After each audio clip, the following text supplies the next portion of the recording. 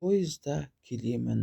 Жанымда отырған 40-тар шамасындағы жолаушы әйелдің көз жасы тыйылар емес. Солқ-солқ етіп шарасыз кейіпте жылай берді. Бірер уақыт өткен соң сәл басылды. Сөйтіп жанында отырған бір-біріне мүлде бейтаныс үшеумізге қарап былай деді: бейтаныс бауырларым, жер бетіндегі өзге тірі жан білмейтін сырымды сіздерге айтпасам ішім күйіп өртеніп барады. Әлбетте деп бас қағыстық. Күйеуімен жараспай ажырасып, 4 күніме қайта келдім деп бастады ол сонда әңгімесін. Әкем де шешем де жанымда болды. Сөйтіп күйеуімнен бір балам бар, 4-іміз тұра бастадық. Жұмыстың қиындығынан ба білмедім, әйтеуір қабағым бір ашылмайтын болды.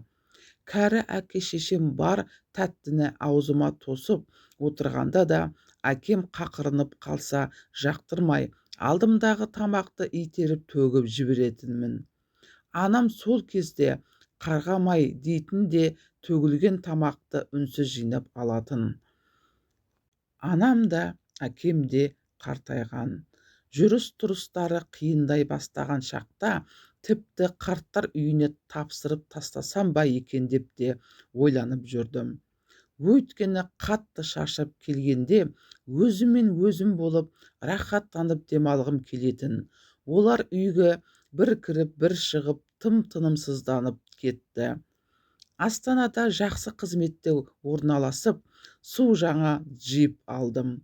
Сол джипке әке шешемді мінгізгім келмей, оларды барар жерін автобуспен жүргізіп қоятынмын. Мына өмірге ме, қоғамға ма білмедім. Әйтеуір кеудемде бір өшпенділік болды. Бәрін жек көрдім, бәрінен бас кештім. Туған бауырыммен сыйыспай, ата-анамды сол бауырымның отбасымен араластырмадым. Анам да әкем де дауыс көтеріп, бұйыра сөйлеу күнделікті дағдыма айналды. Кеше аяқ астынан анам жүрегі ұстап құлап қалды. Мен жұмыста едім. Тас болып қатып қалған жүрегім кезекші дәрігер ауруханадан қоңырау шалғанда еріп сала берген-ай, алқынып ауруханаға жеттім. Анам кереуетте жатыр екен. Көзі жұмулы, кереуетке жетіп жығылып өкіре жыладым.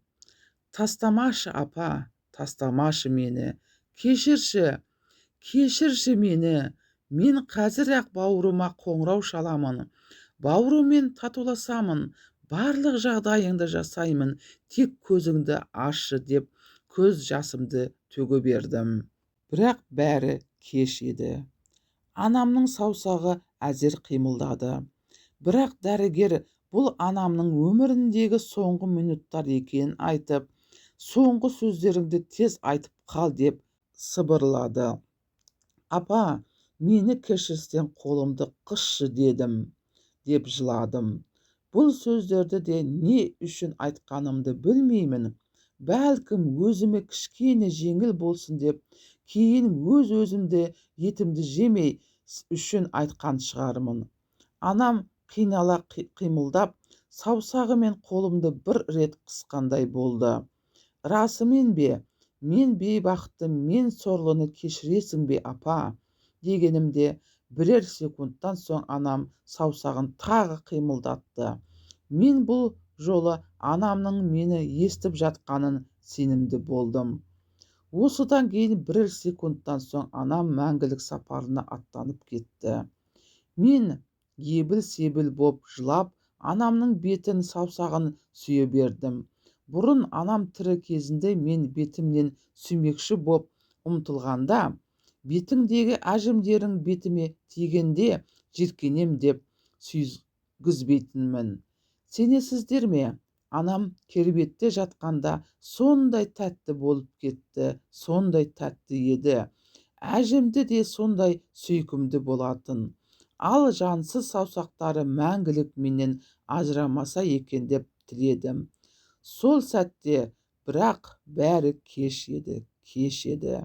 Мен ақмақты бір сәтте өзгертіп, тәубесіне келтірген қандай құдіретті екенін білмеймін. Bir білерім, өмір бойы анама істеген істерім үшін өкініп өтемін. Әйелдің ауыр әңгімесін тыңдап отырған жолаушының бірі, ал әкең қайда, деді де сыбырлай. Әкем анам қайтыс болды деген хабарды естіген бойда жүрегі ұстап құлап қалды. Қазір ауруханада жатыр. Жағдайы жақсарыпты. Телефонмен сөйлестім. Біз анамызды өзі туған Талдықорғанға жерлеуші үшін алып келеміз. Анамның мүрдесі бауырымның көлігінде, деді әйел. Жүйіткеннен пойызға жүрдек, уақыт ілесіп, әп сәтте түн түсіп, бәріміз ұйқыға жаттық.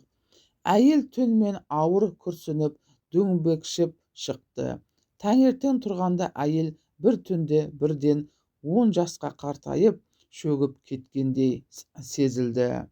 Міне, құрметті оқырмандарым, егер тіркелмеген болсаңыз тіркеліп, лайк басып, пікірлеріңізді жаза кетіңіздер.